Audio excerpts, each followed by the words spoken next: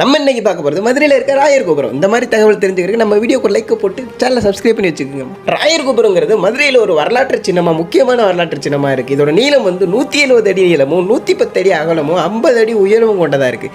500 வருடம் பழமையானதுன்னு வேற சொல்லப்படுது. ராயருங்கிறதுக்கு கல்லுன்னு அர்த்தமா, கல்லாலான கோபுரங்கிறதுக்கு தான் இதுக்கு வந்து ராயர் கோபுரம் பேர் வச்சிருக்காங்க. இதுக்கான வரலாற்றை மக்கள் 2 விதமாக சொல்கிறாங்க. ஒன்று வந்து இந்த கட்டடம் கட்டிக்கிறிக்கையில இந்த கட்டடத்தில் தேரை இருந்துச்சு, அதனால அதோட கட்டுமான பணிகளை நிறுத்திட்டாங்கிறாங்க. ஏன் தேரை இருந்தால் நிப்பாட்டினாங்கன்னு கேட்டால், தேரை இருக்கிற கல் வந்து ரொம்ப ஈரமாகவும் உறுதியற்றதாகவும் இருக்குன்னு சொல்கிறாங்க. இன்னொரு தகவல் என்ன, இது பாண்டிய மன்னர்களால் ஆட்சி செய்கிறப்ப இஸ்லாமியர் படையெடுப்ப ஏற்பட்ட சிதைவுகள்னு சொல்லப்படுது. சிதைவுகள்லாம் உடையிறதுன்னு அர்த்தம். இந்த போர் நடத்தப்பட்டதுக்கான காரணம், இப்போ இருக்கிற மீனாட்சி அம்மன் கோவில் வந்து அப்போ சிவன் கோயிலாக இருந்திருக்கு.